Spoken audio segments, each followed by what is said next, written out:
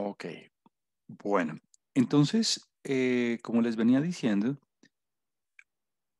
hoy la agenda consiste en trabajar con dos de los teoremas más importantes en probabilidad, porque se utilizan muchísimo para resolver problemas cuando tengo información auxiliar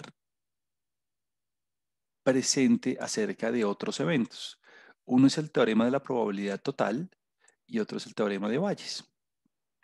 Entonces, no quisiera irme sobre la teoría directamente, irme sobre las ecuaciones directamente, porque si lo hacemos así, la verdad va a ser un poquito difícil de entender. Entonces, que hiciéramos un ejemplo de una vez, porque ya usted tiene las herramientas básicas para poderlo abordar y a medida que vayamos resolviendo el ejemplo, ahí vamos resolviendo, vamos haciendo la teoría. Entonces, en este ejemplo, vamos a basar todas las propiedades y todo lo que hemos aprendido de probabilidad para poder desarrollar el ejercicio y que usted vea cómo funciona el teorema de la probabilidad total y el teorema de Bayes. Entonces, si este ejemplo lo entiende bien, pues la teoría ya la tiene clara porque la vamos a ir desarrollando con el ejemplo. Entonces, en este caso, tenemos un ejemplo donde tenemos una fábrica y bueno, claramente por cuestiones de privacidad y demás, uno usualmente no pone los nombres reales y eso simplemente los vamos a llamar fábrica uno, 2, 3 y 4. Y cada una de esas fábricas produce cierto porcentaje, aporta cierto porcentaje de producción total, que son respectivamente 40, 30, 20 y 10. Entonces, em, básicamente, si usted va a poner aquí un gran título que lo va a llamar Teorema de la probabilidad total, teorema de la probabilidad total, teorema de la probabilidad total y teorema de Bayes.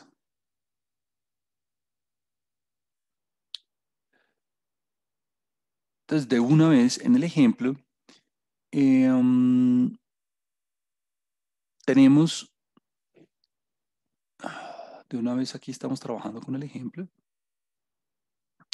Entonces, a la hora de pensar en las fábricas y en pensar y en la producción, em,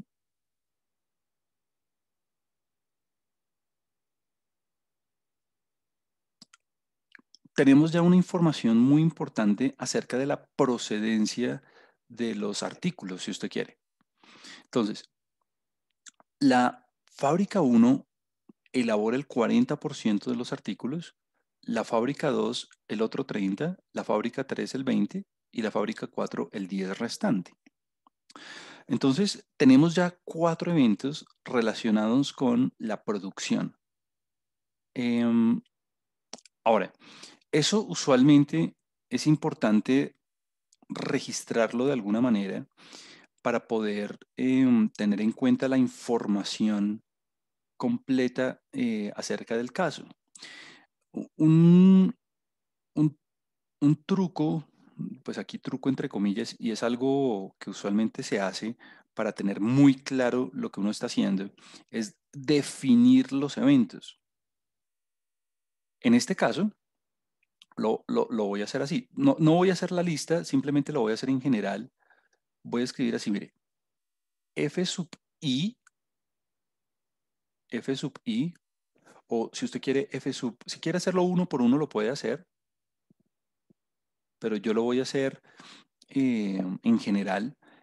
F sub i va a ser el evento que es el producto fue fabricado o el producto procede de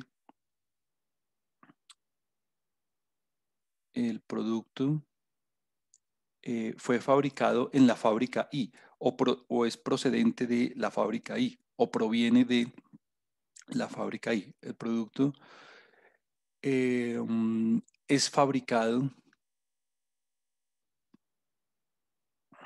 o proviene de o fue distribuido por, es fabricado en la fábrica, en la fábrica Y.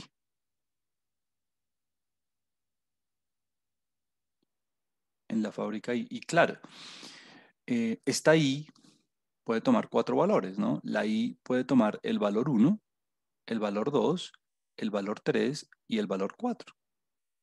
Ahora, yo el evento lo llamé F sub I por aquello de la fábrica, ¿no?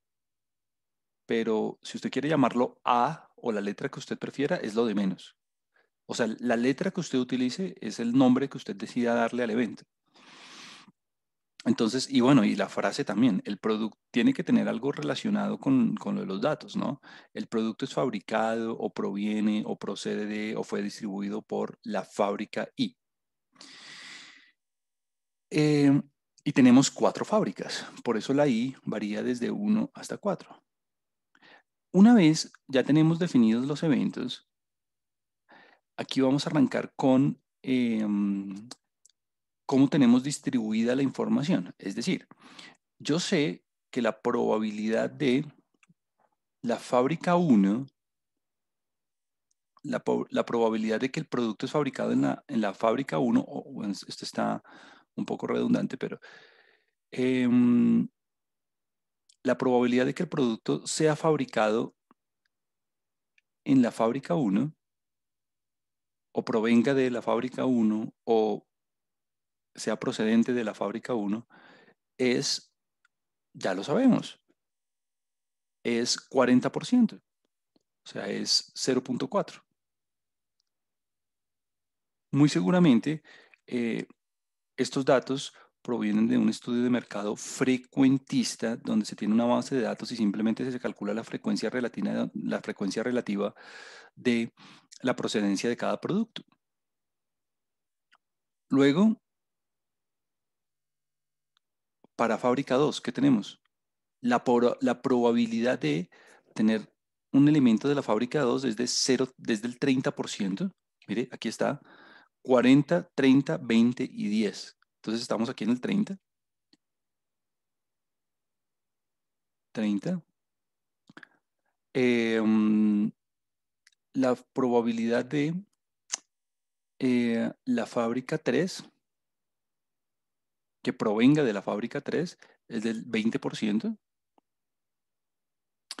Y aquí viene algo muy, muy, muy, muy, muy importante cuando estemos trabajando con estos teoremas, y es que si usted se da cuenta, mire esto, la probabilidad de que el artículo provenga de la última fábrica es del 10%. O sea, la probabilidad de que provenga de la fábrica 4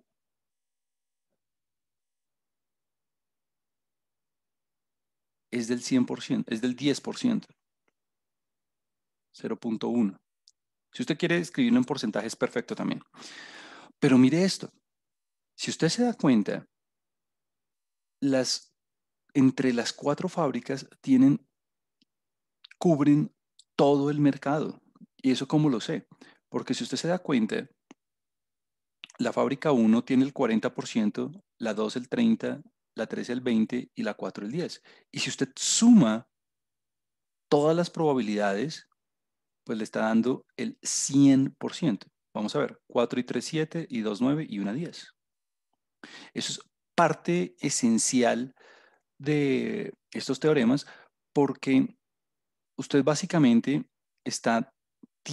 usted básicamente tiene información acerca de todo el espacio muestral vía la información de, en este caso, las fábricas. Entonces, si usted estuviera representando esto gráficamente, y esto usted no tiene que hacerlo, es simplemente parte de mi explicación, si yo tuviera el espacio muestral, y esto es eh, um, como piensa usted en todos los productos del mercado que estamos estudiando, todos los productos del mercado que estamos estudiando, no sé cuántos puntos muestrales haya.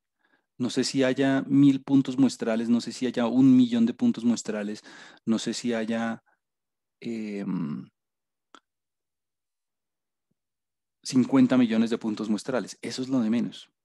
Lo demás es que yo tengo los porcentajes exactos de producción y esto se puede hacer desde un punto de vista frecuentista con una base de datos, calcular estos porcentajes.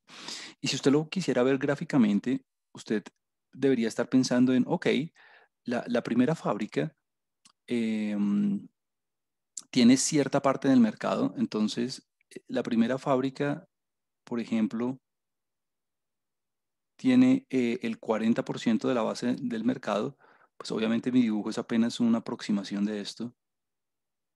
Entonces aquí está la fábrica uno. Esta es la fábrica uno. La fábrica 2 claramente tiene que ser un conjunto disyunto de la fábrica uno, porque claramente no puede haber un producto que provenga de dos fábricas al mismo tiempo. Entonces no se tocan y esto produce el 30%. Aquí está el otro 30%.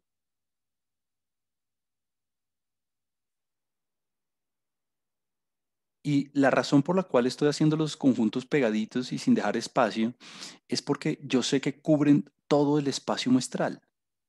El siguiente cubre el 20%. Bueno, las proporciones no tienen que ser exactas. Esto es apenas un esquema, ¿no? Esto no quedó muy bien, pero esto es simplemente una representación aquí visual de lo que podría estar pasando. Y la última cubre el 10%. Bueno, mi punto es que las Fs son una partición del espacio muestral. Es decir, ¿qué quiere decir que sean una partición? Y este es F4, o sea, la última fábrica, el 10%. ¿Qué quiere decir que esto sea una partición del espacio muestral? Esto es un tema que nosotros revisamos ya varias veces, la hemos revisado unas 2 o 3 veces, y es que los conjuntos son exhaustivos. ¿Qué quiere decir que los conjuntos sean, primera condición, qué quiere decir que los conjuntos sean exhaustivos?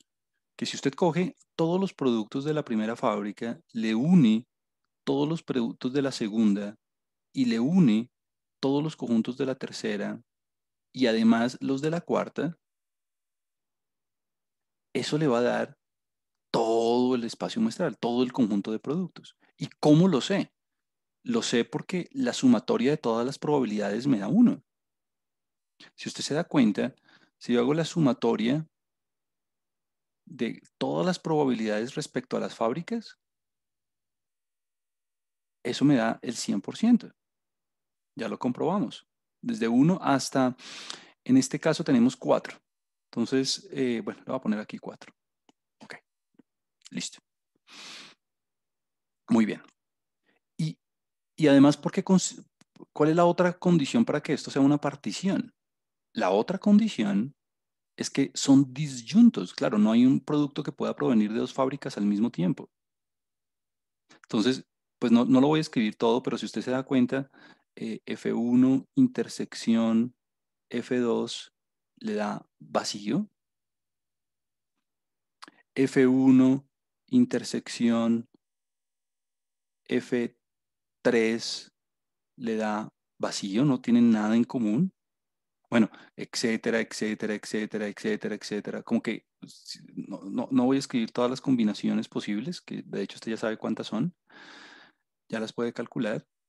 La última sería 3 intersección con el 4 sería igual a vacío. O sea, como que todos los conjuntos son disyuntos. Entonces, las Fs conforman una partición del espacio muestral y eso es muy importante para que esto funcione. F1, F2, F3, F4 son una partición del espacio muestral. Es muy importante eso. Es una partición de omega. ¿Por qué? Porque se cumplen las propiedades número uno y número dos. Son exhaustivos y excluyentes. Exhaustivos y excluyentes. Ok, listo. Entonces, tengo todo el espacio muestral de productos partido en fábricas, ¿no? Respecto a su procedencia. Y tengo las proporciones. Perfecto. Continuemos con el ejemplo. Ahora, em, y aquí hay como cierto defecto. Y además, el porcentaje de envasado incorrecto, o sea, el porcentaje de, si quiere, piénselo así, el porcentaje de productos con algún tipo de inconformidad, no lo piense en envasado, piénselo con cualquier tipo de inconformidad, porque esto usted lo puede aplicar en cualquier escenario. Y además el porcentaje de productos con una característica. No piensen que esto únicamente aplica en fábricas y aplica en envasados y cosas así, no. Y usted tiene todo el espacio muestral, piénselo en general, usted tiene todo el espacio muestral y el espacio muestral usted lo tiene dividido por grupos, exhaustivos y disyuntos, o sea, tiene una partición. Y además tiene un porcentaje de individuos con características, en este caso de productos defectuosos. Y además el porcentaje de individuos con algún defecto, además el porcentaje de artículos con algún defecto, de productos con algún defecto, en cada fábrica es del 1, 2, 7 y 4%. O sea que tenemos la característica, tenemos la característica en cada una de las fábricas. Entonces, por ejemplo, a eso lo vamos a llamar, llamémoslo como quiera. Usted le puede poner el nombre que le quiera. En la diapositiva yo lo tengo con la letra A. Esta es la característica de interés. Es más, la voy a poner en otro color. Esa es la característica de interés. Esa va a ser A. A para mí, o la letra que usted quiera, si quiere D, va a ser el artículo. Es más, lo voy a hacer aquí un poquito más arriba. Perdón, un segundo. Entonces, A va a ser, o la letra que usted prefiera, va a ser el artículo o el producto presenta alguna inconformidad.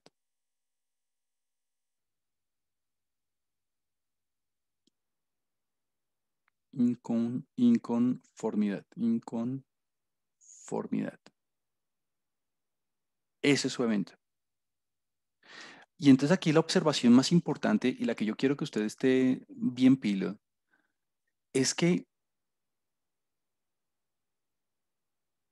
ese evento A, es que ese evento A puede suceder en cualquier fábrica. Es decir, hay productos con alguna inconformidad en todas las fábricas. No es algo que sea únicamente de la fábrica uno o la fábrica 2 o la fábrica 3 o la fábrica 4. Tener una inconformidad hace parte de, es una opción en todas las fábricas. Ahora, ahora, eh, en la primera fábrica es del 1%. En la fábrica 2 es del 2%, en la 3 es del 7% y en la última del 4%. Pero fíjese que a pesar de que los porcentajes varían, esa característica de interés es parte de todas las fábricas. Entonces, por eso es que si visualmente lo fuéramos a ver, yo debería dibujar A, yo debería dibujar A así, como a través de todas las fábricas, porque es algo no es algo que yo debería dibujar únicamente en una. Entonces, el evento A es este es el término, es transversal a todas las fábricas. Este es el evento A. Este es el evento A. Que obviamente mi dibujo no está a escala, pero obviamente eh, en la fábrica uno es del 1%, en la 2 del 2, bueno, 7, 3%. Entonces todos tienen un porcentaje diferente de, de productos con algún tipo de inconformidad. Entonces, ¿cómo anotamos eso? Esa información hay que saberla anotar muy bien. Y es así. Si usted elige, si usted, mire cómo se escribe esto. Si usted elige un producto de la fábrica 1, o sea, dado que el producto proviene de la fábrica 1, la probabilidad de que sea defectuoso, de que tenga algún tipo de inconformidad, es eso, eso ya lo tenemos en la información del problema, es del 1%. Aquí está, 1, 2, 7 y 4. Es del 1%, o sea, es de 0,01. Si usted quiere escribirlo en porcentajes, perfecto. Ok. Si- ¿Cuál es el siguiente dato? El siguiente dato es que si el producto proviene de la fábrica 2, dado que el producto proviene de la fábrica 2, la probabilidad de que tenga algún tipo de defecto es del 2%, 0,02. Y estoy únicamente copiando los datos, ¿no? Ahora viene el 7. Nuevamente, si la fábrica proviene si el producto proviene de la tercera fábrica, la probabilidad que tenga algún tipo de defecto es del 7%. Y me falta el último, que ese es ahora lo olvidé, ese es del 4%. Y si el producto proviene de la última fábrica, o sea, dado que el producto fue distribuido por la última fábrica, entonces la probabilidad de que tenga algún tipo de defecto es del, eh, um, lo acabo de mirar, 4%, 0,04. Perfecto. Ahí escribí los porcentajes, 1, 2, 7 y 4. Perfecto, 1, 2, 7 y 4. Ahora, si usted quiere, si a usted se le facilita la vida, si a usted le parece más fácil, usted puede pensar esto como un árbol. No, no es necesario, pero usted lo podría pensar como un árbol, donde usted tiene un producto y ese producto tiene cuatro opciones de procedencia.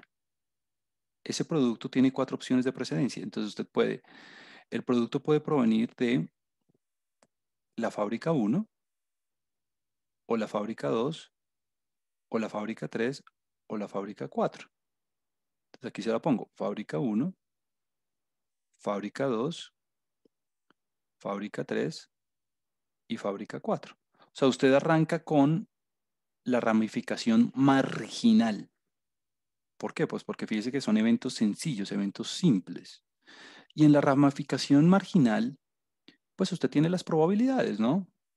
Usted tiene aquí, por ejemplo, que la fábrica 1 produce el 4%, el 0,4. Aquí en la fábrica 2 usted tiene el 0,3. En la fábrica 3 tiene el 0,2. Y en la fábrica 1, en la fábrica 4 usted tiene 0,1. Ahora, ¿era obligatorio darle, por ejemplo, la fábrica 4? Y la respuesta es no, porque todo tiene que sumar 1. Si yo quisiera la fábrica 2, hubiera podido omitir esa información. Perfecto. Ahora, luego sigue las probabilidades condicionales. ¿Cómo así? Pues como ya sabemos los porcentajes de inconformidades dependiendo de la fábrica donde vengan. Entonces aquí usted tiene dos opciones. En cada casito usted tiene dos opciones, ya sea en la fábrica 1 o en la fábrica 2, en la fábrica 3 o en la fábrica 4. En todos los casos usted tiene dos opciones. ¿Por qué? Porque el producto puede tener algún tipo de efecto dado que estoy en la fábrica 1. ¿Y cuál es la otra opción? Pues no está escrita en el programa, pero ahí está tácitamente y es que el, el- el producto no tenga un tipo de defecto. Mire, le pongo el complemento, dado que viene de la fábrica 1. Bueno, y así con todas las demás, ¿no? O el producto puede tener un defecto, dado que viene de la fábrica 2, o el producto puede tener, no puede tener un tipo de efecto dado que estoy en la fábrica 2, bueno, etcétera. Entonces aquí A dado fábrica 3, aquí A complemento dado fábrica 3, y por último, aquí A dado fábrica 4, y aquí A complemento dado fábrica 4. Listo. ¿Y usted tiene todos estos datos? Claro que los tiene todos. Usted tiene absolutamente todos esos datos. Por ejemplo, eh, A dado fábrica 1, dado que el producto fue elaborado en la fábrica 1, ¿cuál es la probabilidad de A? Ah, pues 0.01. 0.01. Ah, listo. Y en la fábrica 2, pues ya lo teníamos, 0.02. Y en la fábrica 3 ya lo teníamos, 0.07. Y en la fábrica 4 ya lo teníamos, 0.04. Entonces, aquí es cuando yo necesito que ponga mucho cuidado y es, ok, entiendo bien. Si el 1% de, ¿cómo se lee esto? De todos los productos de la fábrica 1, si el 1% tienen algún tipo de defecto, ¿qué porcentaje no lo tiene? ¿Qué porcentaje no lo tiene? Pero esto es condicional en que viene de la fábrica 1. Entonces, no me vaya a decir a mí 0.39. ¿Por qué? Pues porque, claro, este es el 40%, entonces como tiene que completar uno, 0.39 o 0. eh, no tiene sentido, ¿no? Porque es que esto es de todos los productos de la fábrica 1, el 1% son defectuosos. O sea que, ¿qué porcentaje no lo es?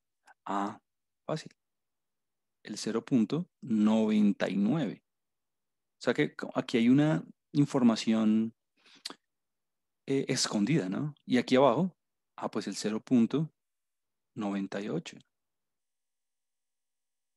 Y aquí el 0.93. Y aquí el 0.94. 96, perdón. O sea, el hecho de que uno no le dé el número explícitamente no quiere decir que usted no tenga la información, ¿no? Usted tiene toda la información de todas las fábricas. Tiene lo de la fábrica 1, tiene lo de la fábrica 2, tiene lo de la fábrica 3 y tiene lo de la fábrica 4. Ajá, Nicolás aquí hace una acotación importante. Nicolás dice, ¿se puede llamar como el 100% del 40? Claro. Es decir, es como si, de- es como, sí, es exactamente eso. Y de hecho allá vamos, Nicolás. Y de hecho allá vamos, Nicolás. Buena observación. Entonces veamos la pregunta. Ahora sí, mire cuál es la pregunta. Todo esto, todo esto, todo esto para que usted pueda responder la pregunta y es, tomando un producto de la empresa, tomando un producto de la empresa al azar, claro, tomando un producto al azar, porque la empresa tiene 4 fábricas, pero tomando un producto de la empresa al azar, ¿cuál es la probabilidad de que se encuentre con algún tipo de inconformidad? Usted selecciona un producto al azar. ¿Cuál es la probabilidad de que se encuentre con algún tipo de inconformidad? O sea, con la característica que estoy estudiando. Entonces, con toda esta información auxiliar, mire la pregunta. La pregunta es, y tiene que usted tener mucho cuidado con como la plantea. La pregunta es, de hecho lo voy a anotar en otro lado para hacer los cálculos aquí. La pregunta es,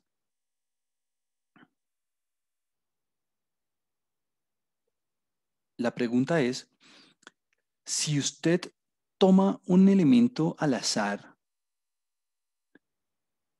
si usted toma un elemento al azar,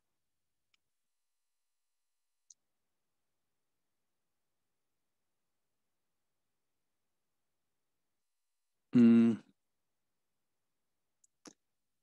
am, a ver, tomando un producto de la empresa al azar, ¿cuál es la probabilidad de que se encuentre envasado de forma incorrecta? No, aquí hace falta un pedacito para la pregunta. Si usted toma un, voy a hacer yo la pregunta, porque en la diapositiva hace falta. Si usted toma un producto al azar y resultó tener la característica, o sea, dado que el producto tiene la característica, dado que el producto tiene la característica, si usted toma un producto al azar y ese producto tiene alguna inconformidad, entonces aquí yo le puedo hacer varias preguntas. ¿Cuál es la probabilidad de que venga de la fábrica 1? ¿O cuál es la probabilidad de que venga de la fábrica 2? ¿O cuál es la probabilidad de que venga de la fábrica 3 o de la 4? Esa es la pregunta. Esa es la pregunta. Es como un promedio ponderado y eso lo vamos a hacer ahorita, correcto. Vamos a verlo. Entonces, mire, la pregunta es casi que todo lo contrario de la información que usted tiene.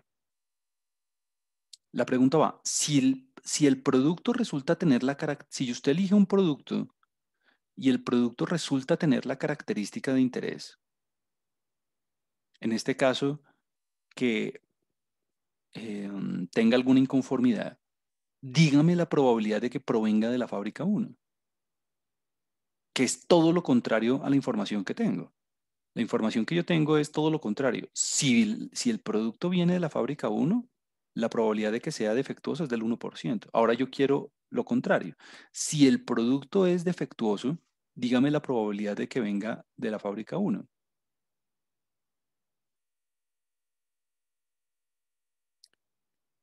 Aquí dice, si la pregunta fuera tal cual como está en el documento, la respuesta sería la suma de las inconformidades hechas en cada una de las fábricas. No, no. De hecho, vamos a resolver, Juan David, vamos a resolver la pregunta tal cual está en el documento también.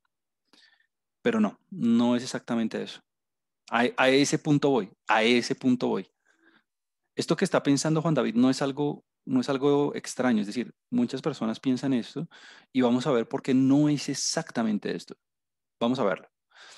De hecho, para poder resolver esta pregunta que yo tengo aquí, necesito resolver la que plantea Juan David, o sea, la que está en el documento. Entonces vamos a verlo con calma.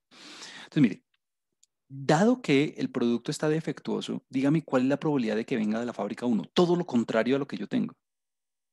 Entonces, mi, mi sugerencia, mi forma de pensar, mi estilo de hacer las cosas consiste en simplemente utilice las reglas que usted ya tiene. Me explico. Esto sería igual a, pues esto es una probabilidad condicional y las probabilidades condicionales usted ya se las sabe. Esto sería la probabilidad de F1 intersección A sobre probabilidad de A, ¿cierto? F1 intersección A sobre probabilidad de A. Ahora, si usted se da cuenta, en toda la información, pues no tenemos ninguna de las dos. O sea, ambas tenemos que calcularlas. Ambas tenemos que calcularlas. Ok, ¿qué les parece si eh, um, arranquemos con la primera? Arranquemos con la primera. Ahora, la forma de arrancar con la primera, con el numerador, o sea, ambas cosas usted las desconoce. O sea, tanto el numerador como el denominador, pues ni idea. Entonces, tenemos que hacer ambas probabilidades porque fíjese que eh, mm, en todos mis datos no tengo ninguna. Entonces voy a arrancar con la primera. Listo. Para arrancar con la primera, pues ya creo que muchos se han dado cuenta y ya es, pues mire, estoy trabajando con la primera fábrica. ¿Qué sé yo de la primera fábrica? De la primera fábrica, yo sé que la probabilidad de A1 dado F1 es del 1%. Lo sé de aquí, ¿no? Es decir, esa información sale de aquí.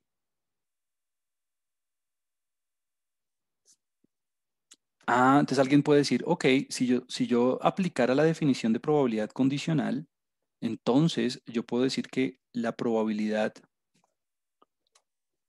entonces yo puedo decir que la probabilidad de A intersección F1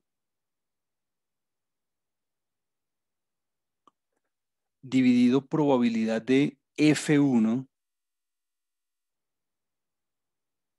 es igual a 0.01, ¿correcto? Claro, apliqué únicamente la definición de probabilidad condicional. O sea, reemplacé ese símbolo de condicional, lo reemplacé por su definición. Ah, ¿y qué hago? ¿Ahora qué hago? Pues mire que lo que me preguntan es la conjunta, o sea, A intersección F1. Mire, A intersección F1. Entonces lo despejo, se despeja. ¿Cuánto me da A intersección F1? Entonces, A intersección F1 sería 0.01 multiplicado por, pues es despejar, ¿no? O sea, que este está dividiendo, pasa a multiplicar. ¿Y la probabilidad de F1 la tengo? Claro, la probabilidad de F1 la tengo. ¿Cuánto es la probabilidad de F1? Ah, 0.4. 0.4. O sea, todo esto, todo esto nace del primer, del primer, de la primera rama del árbol. Por eso cuando alguien ahorita en el chat me dijo que esto parecía como un promedio ponderado, es así. Porque cojo, de todos los productos de la fábrica uno del 40%, lo multiplico por el 0.01 como si ese 40% fuera el 100 o algo así. Entonces mire que para sacar la probabilidad condicional, porque esta es una probabilidad condicional, perdón, esta es una probabilidad conjunta, para sacar la probabilidad conjunta, para sacar la probabilidad conjunta, hago el producto entre la probabilidad marginal y la probabilidad condicional. Esto lo habíamos visto la vez pasada. Este es el teorema multiplicativo. La probabilidad conjunta es el producto de una probabilidad marginal con una condicional. Entonces, pues ya estoy en forma. Ya empecé bien, porque entonces lo de arriba ya lo tengo. Lo de arriba, entonces esto es igual a, entonces arriba ya tengo la respuesta. El numerador ya tengo la respuesta. Entonces en el numerador ya sé que tengo que poner 0.01 multiplicado por 0.4. Súper. Que recuerde, es la probabilidad condicional multiplicada por la probabilidad marginal. Es más, aquí se la escribo. Sería la probabilidad de em, A dado F1, A dado F1 multiplicado por la probabilidad de F1. Perfecto. Teorema de la multiplicación. Teorema multiplicativo. Perfecto. Y ahora abajo, ¿cómo demonios uno hace para sacar la probabilidad de A? Y aquí la observación, entonces esta es la primera parte. Esta es como la primera parte del problema. La segunda parte, entonces aquí aparte, esto es aparte.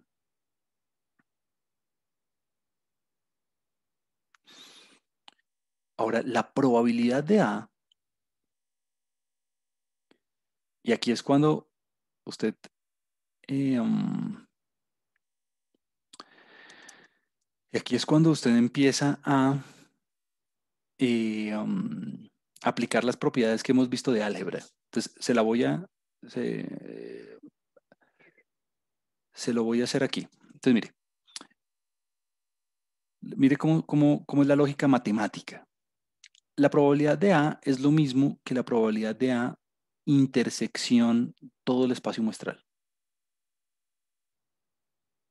Este es el truco de todos.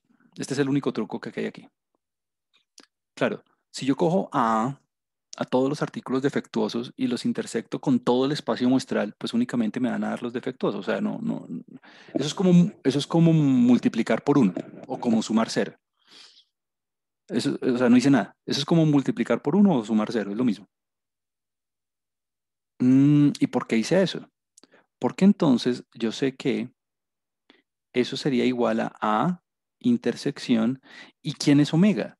Omega, yo sé que esto es una partición. Entonces, omega es pues F1, unión F2, unión F3, unión F4. Ah, listo. ¿Qué pasaba cuando yo tenía intersecciones y uniones?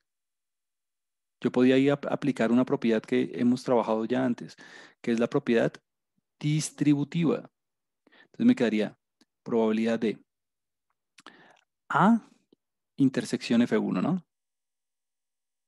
Unión A intersección F2.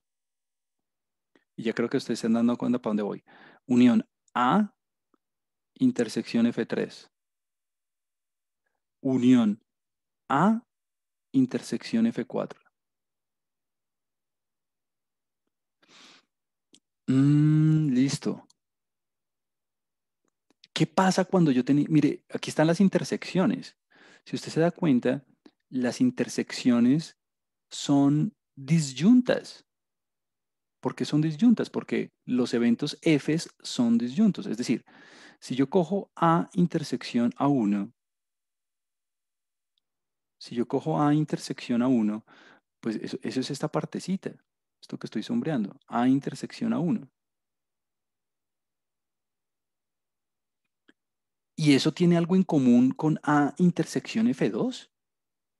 ¿Eso tiene algo en común con A intersección F2? O sea, con este, pues claramente no hay nada en común, porque F1 y F2 no tienen nada en común, pues mucho menos lo van a tener con A. ¿Y eso tiene algo en común con F3? O sea, con esta partecita. No, tampoco. Los eventos son disyuntos. Y con F4, pues menos.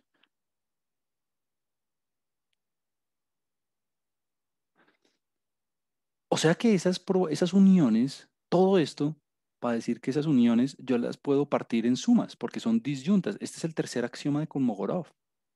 Entonces, como no hay intersección, esto me quedaría A intersección F1 más probabilidad de A intersección F2 más probabilidad de A intersección F3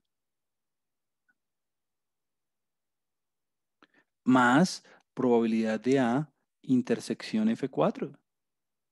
Y pilas, pues, o sea, no tengo que hacer absolutamente nada más porque como los eventos son disyuntos, no tengo que restar ni intersecciones ni nada de eso.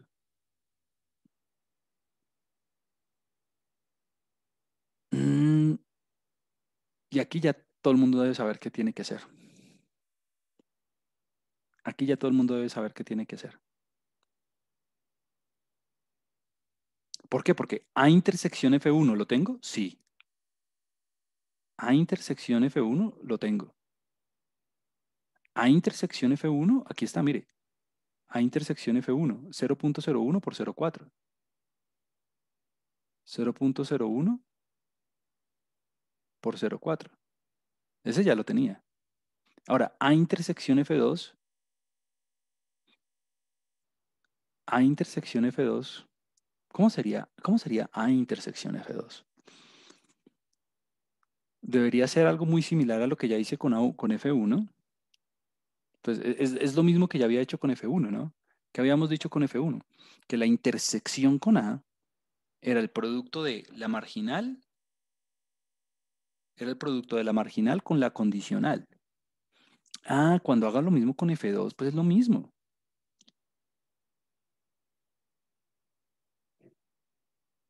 Va a ser exactamente lo mismo. Entonces voy a poner aquí 0.02 por 0.02 por 0.3 más, y hago lo mismo por el otro lado, 0.07 por 0.2 más, y hago lo mismo por el otro lado, 0.04 por 0.1.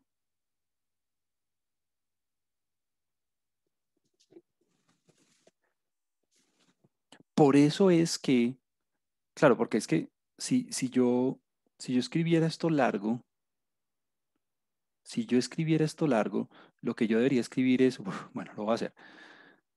Probabilidad de, eh, am, probabilidad de A dado F1 por probabilidad de F1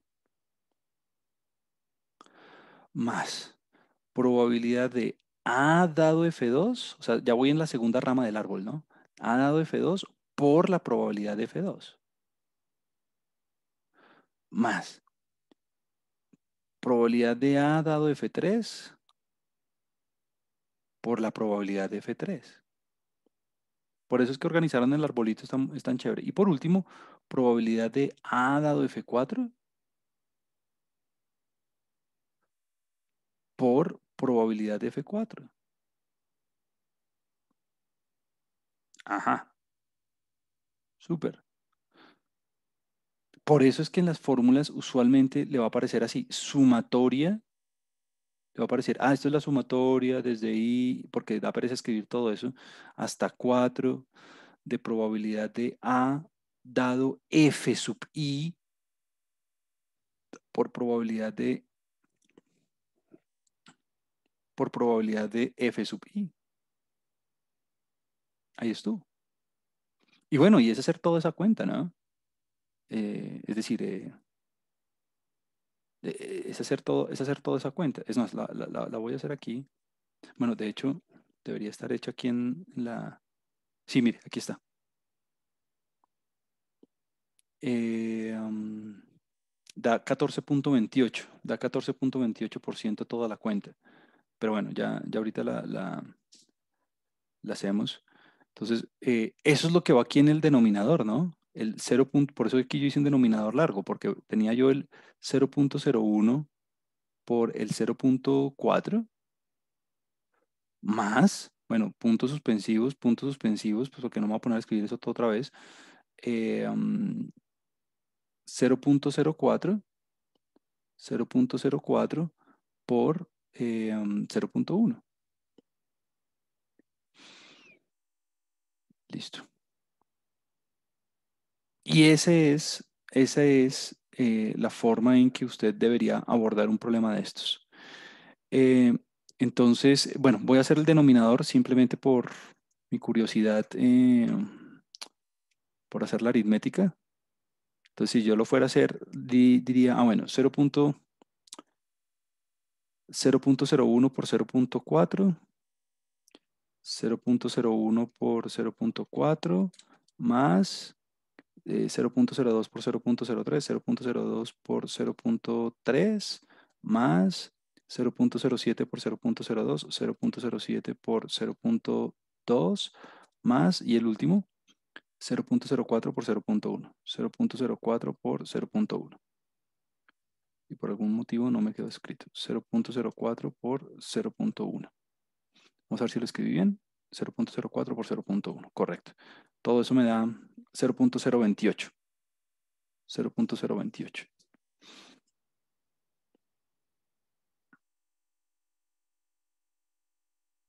Entonces, la probabilidad de A, entonces, la probabilidad de A, que es la probabilidad de tener algún tipo de defecto, es del 2.8%. Es del 2.8%. Esta es una probabilidad marginal. ¿Por qué? Porque es la de un evento simple. La de un evento simple. Ahora, si yo quiero entonces la probabilidad de, si yo quiero entonces la probabilidad de F1 dado a, si yo quiero la probabilidad de F1 dado a, es decir, dado que el artículo es defectuoso, ¿cuál es la probabilidad de que venga de la primera fábrica? Pues ya lo tengo todo. ¿Por qué? Porque abajo ya sé que tengo que poner 0.028. Arriba, bueno, 0.01 por 0.4. Vamos a ver eso cuánto da. 0.01 por 0.4. Eso me da 0.004, claro. 0.004. Y al hacer toda la cuenta, vamos a ver cuánto me da eso. 0.004 dividido 0.028 me tiene que dar el 14%. Ahí está, el 14,28%. Eso me da el 14.28%. Listo. Entonces, aquí uno de los comentarios más importantes es que cuando usted, el cálculo, óigame bien, el cálculo de la probabilidad condicional, o sea, esto de aquí, este cálculo se llama, este es el teorema de Bayes. El teorema de Bayes es coger la probabilidad conjunta dividido la marginal. Y el teorema de la probabilidad total es este cálculo. Es el cálculo que está aquí abajito. El cálculo que está aquí abajito es cuando usted calcula toda la probabilidad de A, cuando usted calcula toda la probabilidad de A y le da el 2.8%, este es el teorema de la probabilidad total.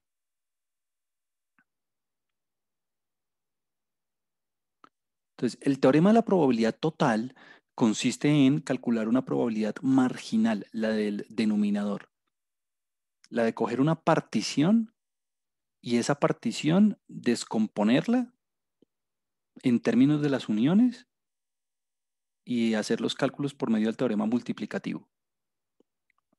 Y usando el teorema de la probabilidad total, ahí sí, el teorema de Bayes lo que dice es, ok, ya que usted tiene la probabilidad total de A, pues simplemente coja la conjunta y divídalo entre lo que le dio, y eso es, digamos que, la aplicación del teorema de Bayes.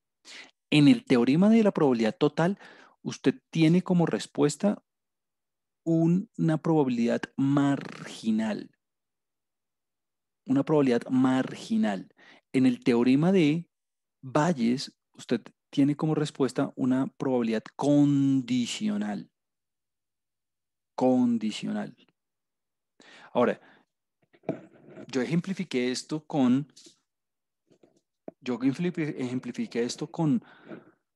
la fábrica 1 y con tener el defecto, la característica, pero usted podría haberlo hecho con la fábrica 2 y sin tener la característica. O sea, el punto de referencia ya no era A, sino el punto de referencia era A complemento, pero es lo mismo. Es lo mismo. Entonces, y otra cosa muy diferente es, si el artículo viene de la fábrica 1, la probabilidad de que tenga un defecto es del 1%. Algo muy, muy, muy, muy diferente a decir que si el artículo es defectuoso, la probabilidad de que venga de la fábrica uno, mire, es del 14%. Alguien me decía, bueno, esto pareciera como algo ponderado. Y sí, de cierta forma lo es, porque usted está ponderando por las probabilidades marginales. Claro, usted aquí en todos lados usted tiene la probabilidad marginal. Si usted necesita hacer el arbolito, si usted necesita hacer el diagrama de Venn, hágalo. No es obligatorio, pero hágalo para ubicarse. Yo usualmente hago el arbolito y cuando el ejercicio es muy complicado, ahí sí hago el diagrama de Venn. Gabriela indica lo siguiente: si fuera el problema que está ahí tal cual sería, claro, eh, aquí Gabriela hace una acotación importante y es, ¿tal cual está el enunciado? Sí, Gabriela, sí. Tal cual está el enunciado, dice, tomando un producto de la empresa al azar, ¿cuál es la probabilidad de que se encuentre envasado en forma incorrecta? Exacto. Tal cual está enunciado, eso fue un error mío. Tal cual está enunciado sería lo que dice Gabriela, es decir, la probabilidad de A. Gabriela lo escribió así, es una manera elegante de escribirlo, me parece chévere.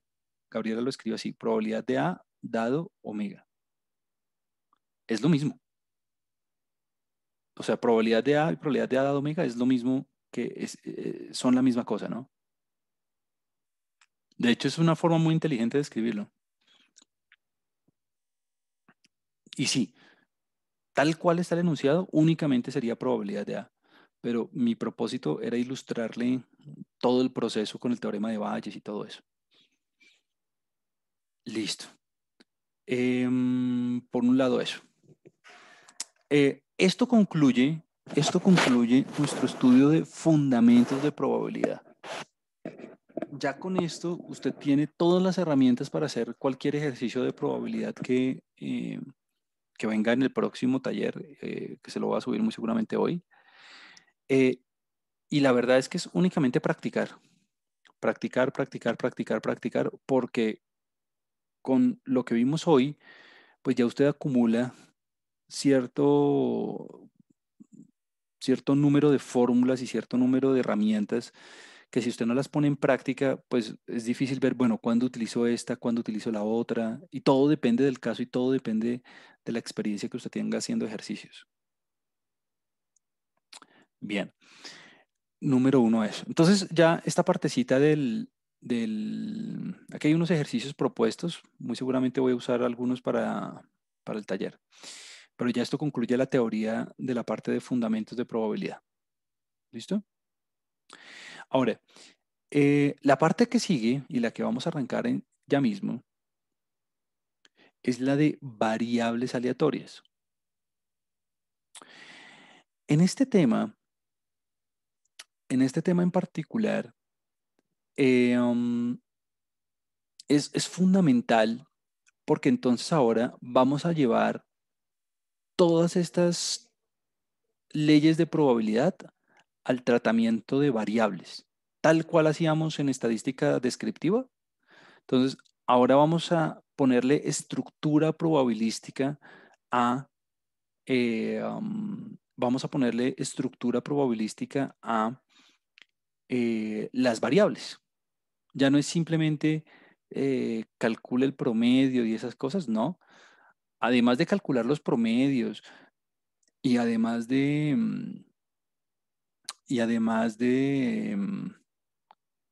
¿cómo se dice? Hacer el tratamiento de la información, vamos a ponerle probabilidades a las variables.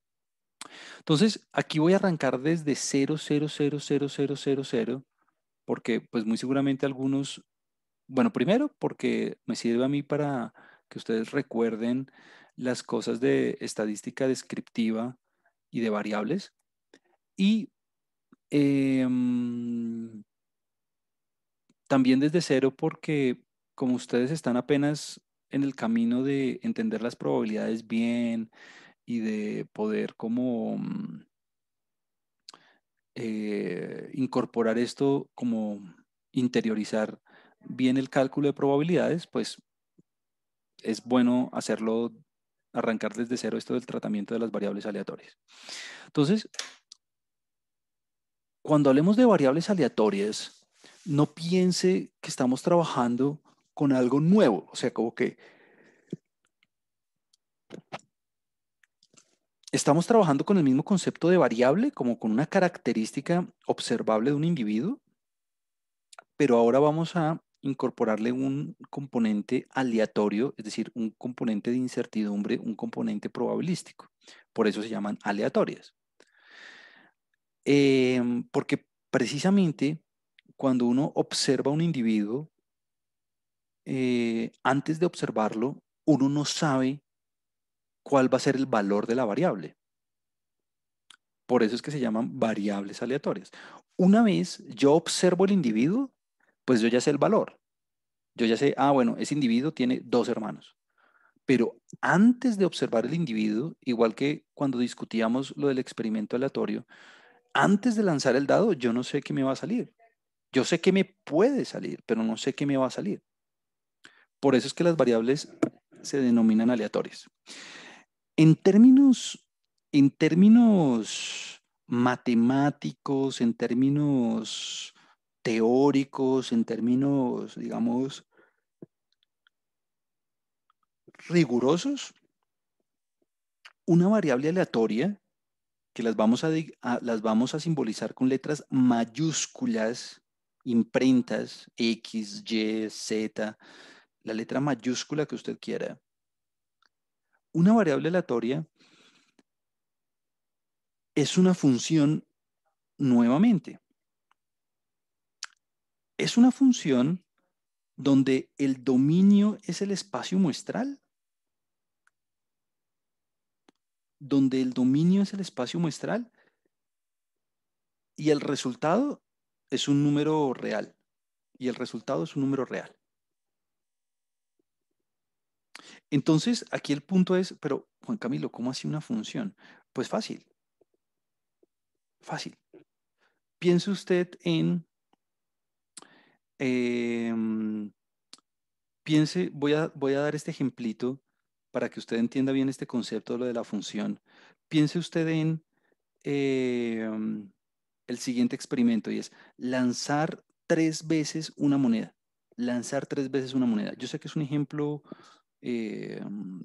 digamos, de juguete, por decirlo de alguna manera, pero es perfecto para entender el concepto. Y considere la siguiente variable, número de caras obtenida. Usted lanza la moneda y luego cuenta el número de caras. Entonces, alguien podría escribir los 8 resultados. De hecho, en mi libro yo los escribo. Ahí están los 8 resultados. Cara, cara, cara, cara, cara, sello, cara, bla, bla, bla, bla, bla, bla, bla, bla, bla. ¿Cuántos resultados hay? 8. ¿De dónde sale ese 8? De 2 a la 3. 2 por 2, 4 por 2, 8. ¿Cómo así que su número de caras obtenido? Pues esa es una variable. Esa es una variable aleatoria. ¿Por qué? Porque antes de ejecutar el experimento, antes de ejecutar el experimento, yo no sabía que me iba a caer. Pues si lo supiera, pues todo esto pierde sentido porque entonces el carácter aleatorio se pierde. O sea, usted tiene incerteza acerca de eso. Antes de ejecutar el experimento, usted no sabe qué va a pasar. Si el resultado fuera cara, cara, cara, el valor de la variable sería 3, ¿no? Si el resultado del experimento fuera cara, cara, sello, el resultado sería 2. Si el resultado, bueno, etcétera, etcétera. Si el resultado fuera sello, sello, sello, el resultado sería 0. Entonces, una variable aleatoria es el experimento, coger el experimento, ejecutarlo y aplicarle una regla, aplicarle una función al resultado del experimento. En este caso, número de caras obtenido. Bueno, si el resultado del experimento fuera este, sello, cara, sello, ¿cuál sería el valor de la variable aleatoria? Pues sería 1. Pues en ese momento, cuando usted ya ejecutó el experimento, deja de ser aleatorio porque usted ya sabe qué le dio. Una. Bueno, en ese sentido, las variables pueden ser o discretas o continuas, igual que en estadística descriptiva, igualito. Entonces, las variables discretas son aquellas variables, igual que decíamos al principio de semestre, son las variables que tienen un recorrido numerable, o sea, número de. Las que se pueden, son las variables cuyo recorrido, cuyo rango, cuyos valores se pueden contar, se pueden enumerar, son numerables. Usualmente las variables con esas características son número de. Número de. Entonces, la variable discreta es una variable cuyos resultados se pueden enumerar, se pueden contar. ¿Listo? Y las continuas, pues son las que no son numerables, son aquellas que su recorrido es no numerable, es decir, lo que decíamos en estadística descriptiva, ¿no? Que la estatura, que unos ingresos, que siempre pueden tomar valores intermedios. Siempre puede haber un valor entre dos posibles valores. Igualito que en estadística descriptiva, igualito. Ahora, algo muy, muy, muy, muy, muy importante para la notación es que antes de ejecutar el experimento, las variables tienen carácter aleatorio y en ese momento se escriben con mayúsculas. Es decir, la variable como tal, la variable aleatoria, uno las denota con letras mayúsculas. Pero cuando usted ejecuta el experimento y usted ya sabe el valorcito, entonces los posibles valores, usted los escribe con minúsculas. Entonces la variable, por ejemplo, en este caso, la variable es número de caras obtenido. Antes de ejecutar el experimento, pues yo no sé, o sea, ese es el concepto, esa es la característica que yo quiero mirar del experimento. Cuando yo ya lo ejecuto, pues yo ya voy a saber los posibles valores. Los posibles valores, las realizaciones de la variable, esas sí yo las escribo con letras minúsculas. Entonces, la letra mayúscula se utiliza frecuentemente para recordar la aleatoriedad de la variable, es decir, para recordarle al practicante, al profesional, que usted todavía no ha ejecutado el experimento, entonces usted no sabe qué valores va a obtener. Y una vez usted ejecuta el experimento y obtiene los valores, pues eso ya eso no tiene aleatoriedad, eso ya son valores fijos, son datos. Bueno, entonces, cuando trabajemos con variables aleatorias, tenemos las dos opciones, o pueden ser discretas o pueden ser continuas, igualito que en estadística descriptiva. Y cuando piensen en variables aleatorias, no se enreden que, uy, ¿qué es que variable aleatoria? No se enreden en eso. Piensen que usted tiene un experimento y a cada resultado del experimento usted le puede asociar un número. Que mi experimento era lanzar la moneda 3 veces, listo. Lancé la moneda 3 veces. Y sobre ese experimento yo puedo definir infinitas variables, como aquí el número de caras que obtuve al ejecutar el experimento. Pues técnicamente, en términos matemáticos, eso es una función. Pues porque usted tiene un experimento con unos resultados y a cada resultado usted le puede asociar un valor. Que antes de hacer el experimento, pues usted no tiene ni idea, lo de siempre, usted no tiene ni idea qué va a pasar, pero sí sabe qué puede pasar. O sea, fíjese que aquí yo no he ejecutado ningún experimento, más sin embargo, yo sé cuáles son los posibles valores de la variable, sin haberlo ejecutado, sin haberlo ejecutado. Bueno, entonces vamos a arrancar con el tratamiento de variables discretas, ¿listo? Entonces, todo lo que hagamos ahorita es para variables discretas y únicamente para variables discretas. Al principio voy a arrancar con ejemplos didácticos, con ejemplos de juguete, por decirlo de alguna manera, porque es que si arranco con ejemplos muy difíciles, pues se pierde el concepto y es difícil de aprender. Yo arranqué con estos ejemplos, todo el mundo arranca con estos ejemplos para entender bien los conceptos y a medida que uno va avanzando va complejizando el asunto un poquito. Entonces, estas fórmulas con las que vamos a trabajar son y aplican a variables discretas, variables discretas. Las continuas las vamos a dejar de últimas. Si usted entiende las discretas, si usted entiende las discretas, ya entender las continuas va a ser mucho más fácil. ¿Listo? Entonces, bueno, hay una función, hay un concepto que va a ser fundamental de ahora en adelante para nosotros trabajar con las variables.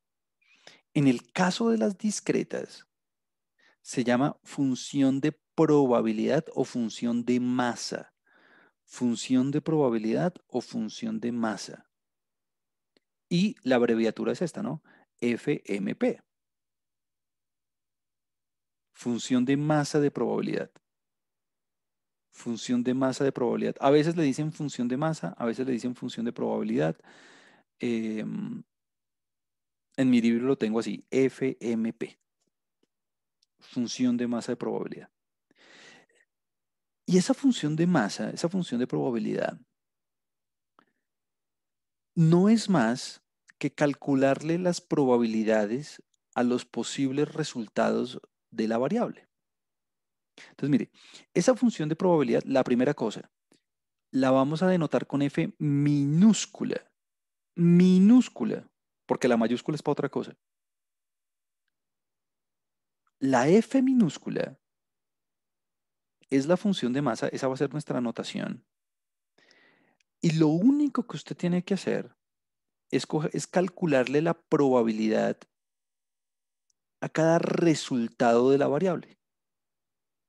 Coge cada resultado de la variable y le calcula su probabilidad. Si, si a usted le preguntaran o alguien estuviera interesado en otro valor que no fuera un posible valor de la variable, pues esa probabilidad daría cero. ¿Por qué daría cero? Pues porque no hace parte de los posibles resultados. Entonces, hagámoslo aquí en el ejemplito anterior, donde teníamos el lanzamiento de la moneda 3 veces y los posibles valores de la variable son de 0 a 3, ¿no? 0, pues si todos son sellos. 1, 2 y 3. 3 si todos son caras. Ah, pues aquí alguien se debe haber dado cuenta y me dice, pues fácil, porque, a ver, en ese experimento, el f de 0, o sea, la función evaluada en 0, sería, ok, la probabilidad de que la variable tome el valor 0. ¿Cuántos puntos muestrales están asociados con ese f de 0? Pues solamente uno, ¿no? El sello, sello, sello. Ah, pues claro, solamente uno, el sello, sello, sello. O sea que desde un punto de vista, ¿será que cuál? ¿Laplaciano, frecuentista, bayesiano? Aquí, este experimento yo lo puedo abordar desde un punto de vista laplaciano, porque pues todos los resultados tienen la misma probabilidad. No hay razones para creer que las monedas estén cargadas o algo así. Eso sería un octavo. Ah, ¿por qué un octavo? Ah, porque el espacio muestral tiene 8 posibles resultados. Y eso me da pues 0.125. Listo. F de 1. F de 1. Esa sería la probabilidad de que la variable tome el valor 1. Ahora, ¿cuántos posibles resultados del espacio muestral están asociados con el valor 1? ¿Cuántos posibles valores del espacio muestral están asociados con el valor 1?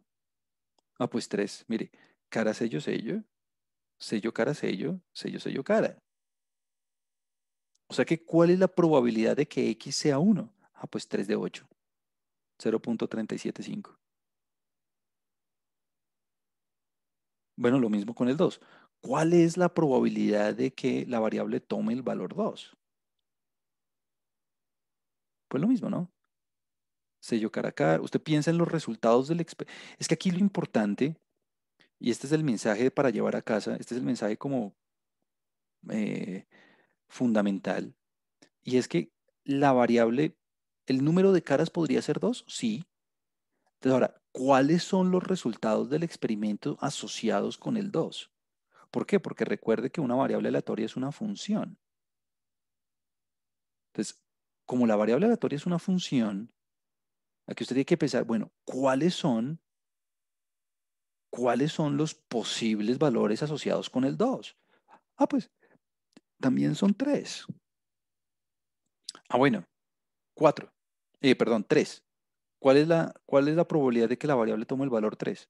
Ah, pues 1/8, porque hay un solo valor del experimento asociado con el cara, cara, cara, cara. Con el cara, cara, cara. Listo. Si usted se da cuenta y usted suma todos los resultados, como usted cubrió, como usted cubrió todos los posibles valores de la variable, o 0, o 1, o 2, o 3, mire que si usted suma todos los resultados, le tiene que dar 1 cerradito, ¿no? Claro, 1/8 más 3/8 da 4/8, más otros 3, 7, más 1, 8. 8/8, 1. Ahí cubrió el 100% de los resultados.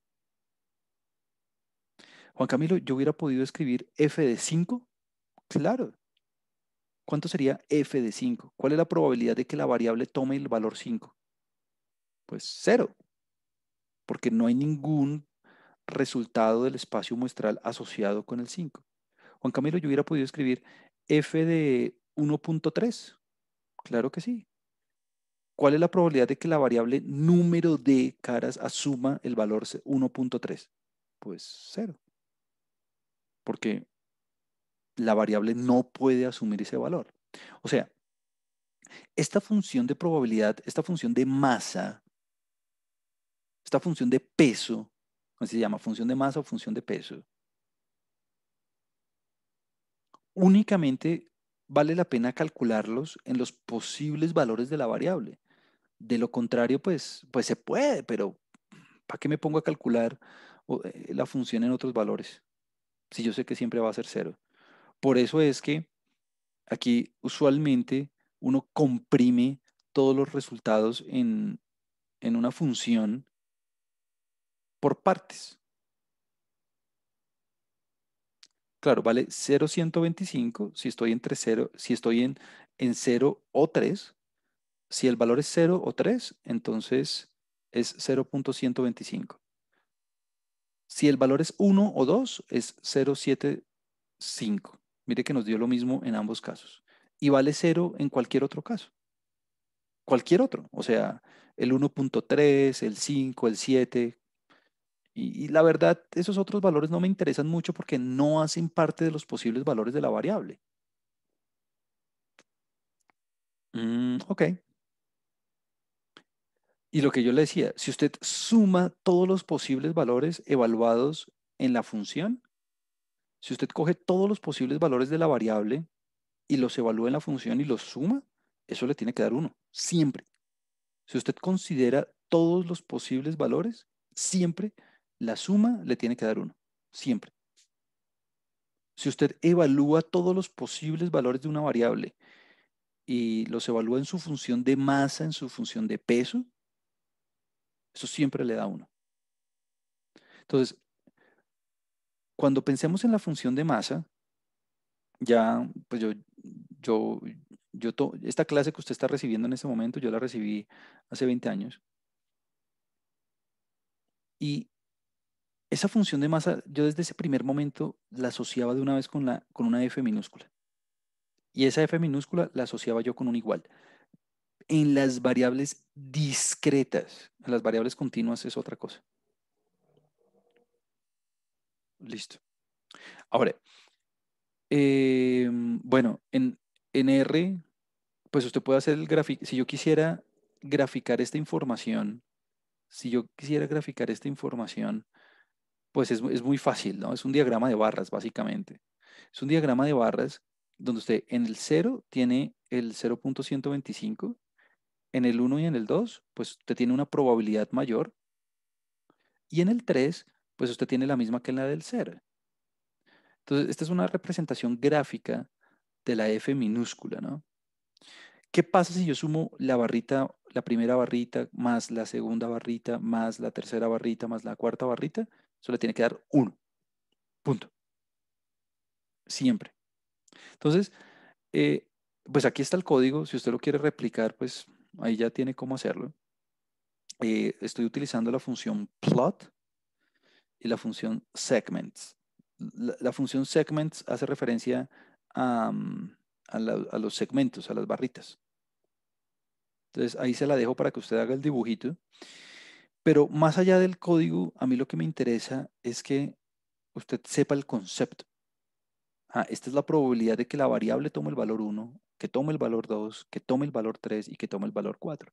Entonces, si usted se da cuenta, tenemos los valores de una variable y a esos valores de la variable le estamos poniendo una estructura probabilística. Eso es todo. Ahora, lo hice con este ejemplo de la moneda, pues, pero piense en cualquier variable discreta, número de hijos, número de personas que contrajen una enfermedad, número de. Entonces, cuando usted vea las barritas, cuando usted vea los valores de la función de masa, pues usted dice, bueno, a este valor le estoy asociando esta probabilidad. Es lo mismo. Bueno, pilas. Em, Antes de ir con el ejemplo, pilas. Siempre la F minúscula le tiene que dar mayor o igual que cero. Una probabilidad jamás le puede dar negativa. Y la sumatoria siempre le tiene que dar 1. Siempre le tiene que dar 1. Ahora, eh, a mí me gusta, a mí me gusta ponerle F, esta X es simplemente un recordatorio de la variable con la que estoy trabajando. Y me gusta hacer eso porque muchas veces vamos a trabajar con diferentes variables al mismo tiempo.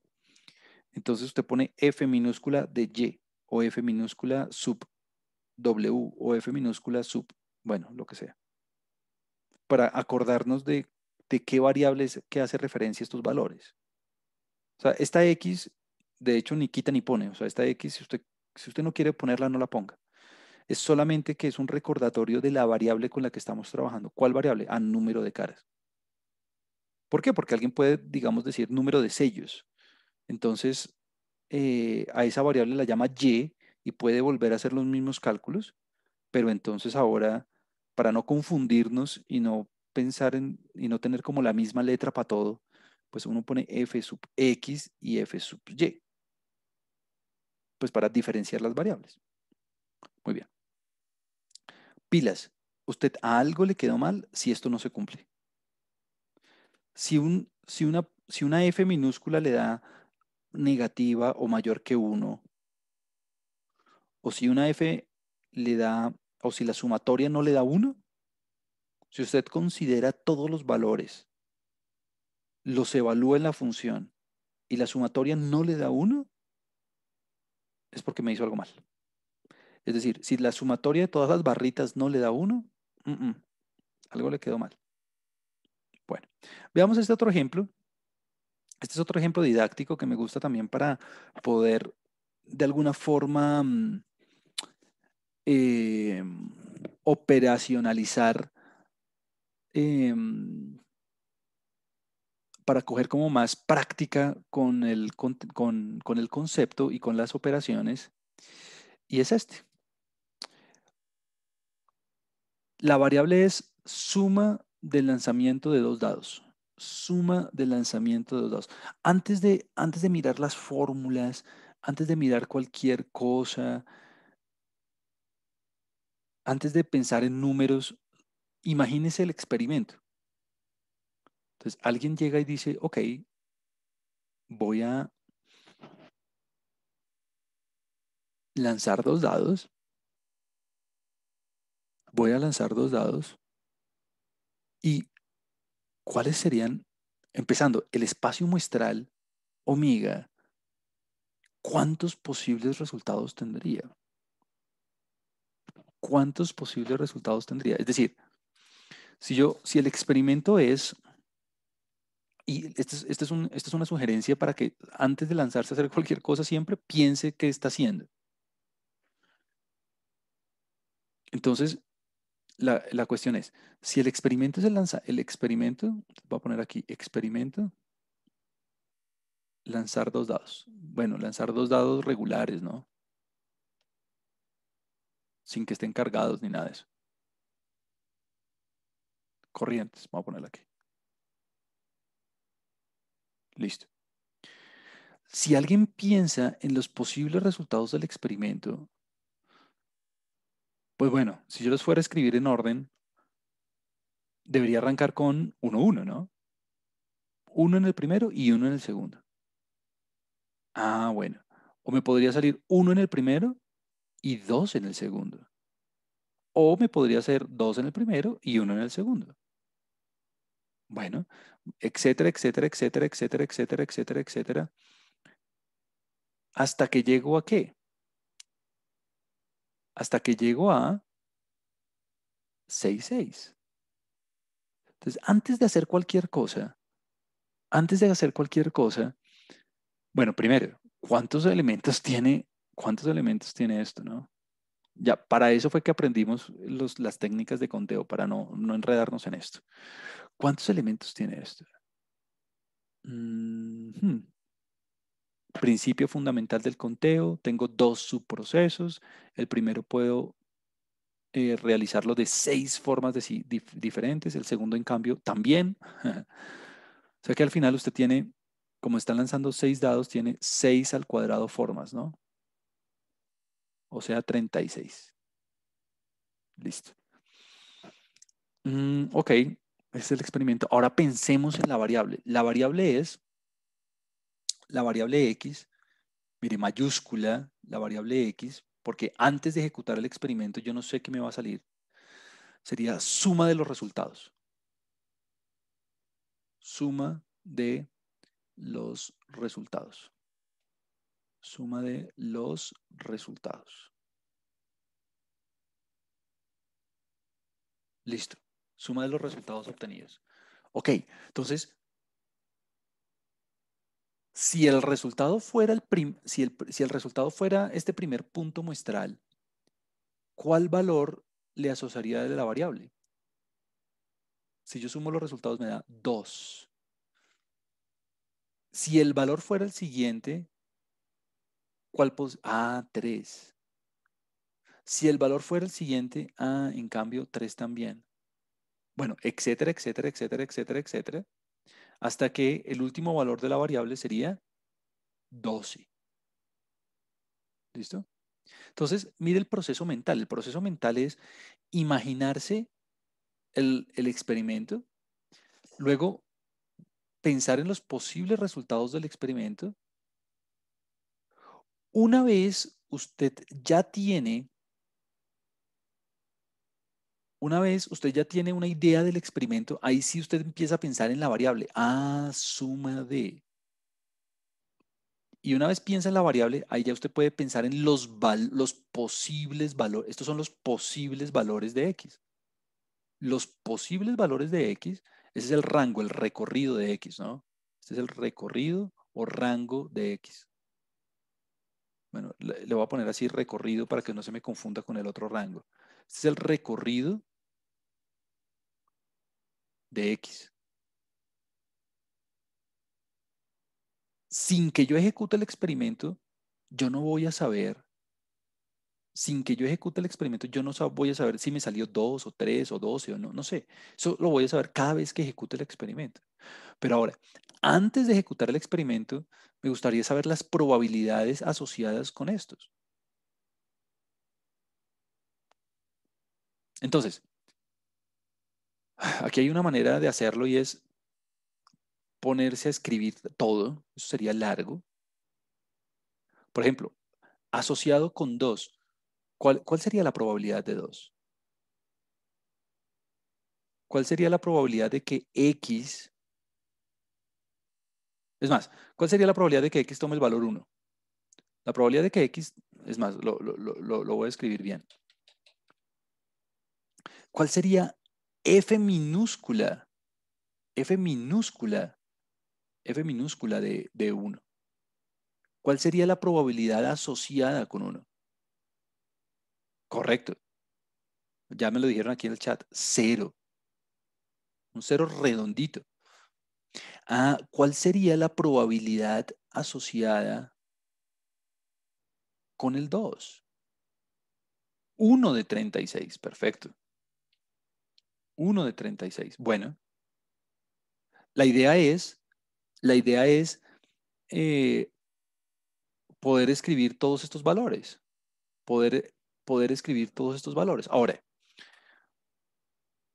en este caso en particular, y no voy a hacer la demostración, en este caso en particular, la función de masa, mire, FMP, la función de masa es esta fórmula.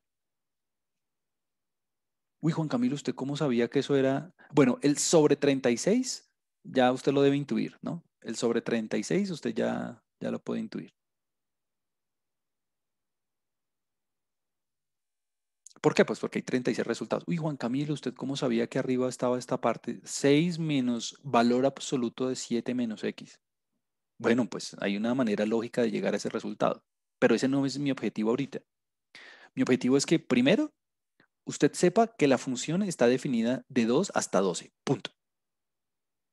¿Por qué no incluyo el 1? Ah, pues porque el 1 no es posible. ¿Por qué no incluyo el 0.3?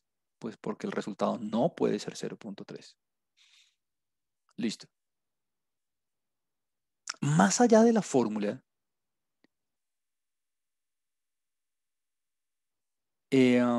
más allá de la fórmula, piense en que usted podría, si usted fuera, si tuviera mucho tiempo, si tuviera la paciencia y demás, usted podría hacer la lista total.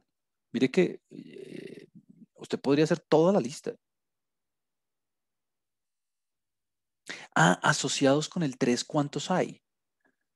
Asociados con el 3 hay únicamente 2. ¿Cuáles 2? Ah, pues ya los tenemos, ¿no? O sea, si yo le preguntara a usted, eh, si yo le preguntara a usted f de 3,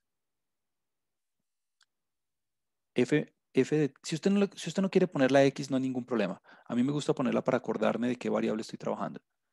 Si usted quiere f de 3, pues ya usted sabe que hay dos resultados, 2 de 36. Pues mírelos aquí, 1 y 2.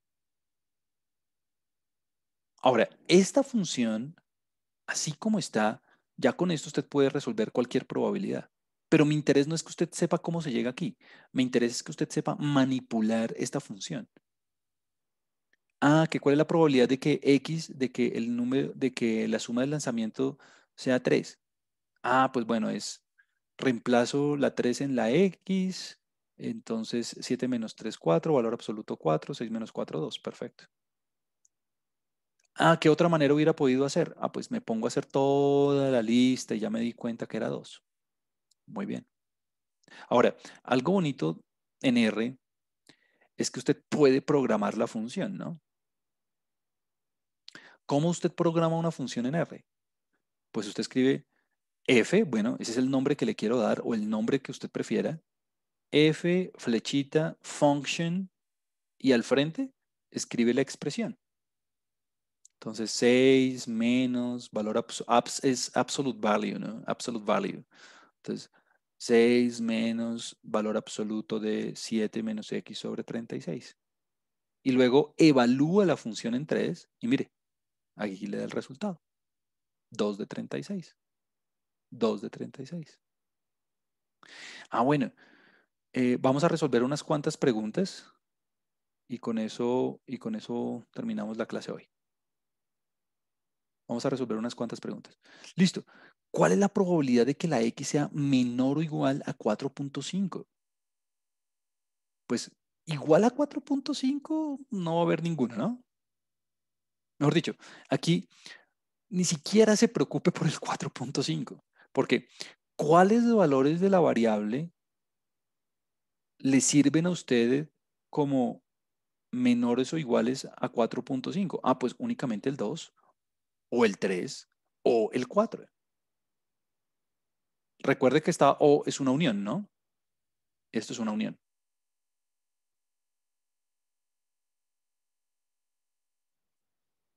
¿Qué pasa cuando usted tiene uniones? Ah, usted suma porque son disyuntos, ¿no? No puede haber un resultado que sea 2 y 3 al mismo tiempo. Suma y bueno, pues lo que le dé.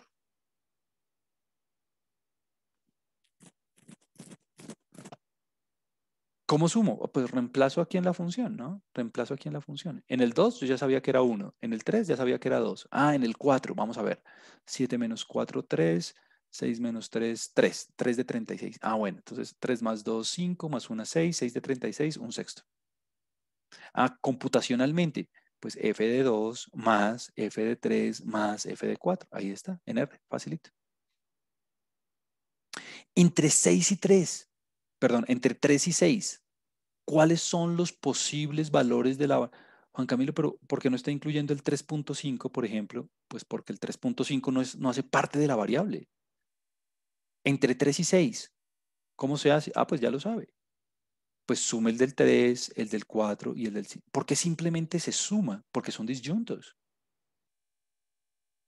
Y ahí usted lo puede hacer computacionalmente.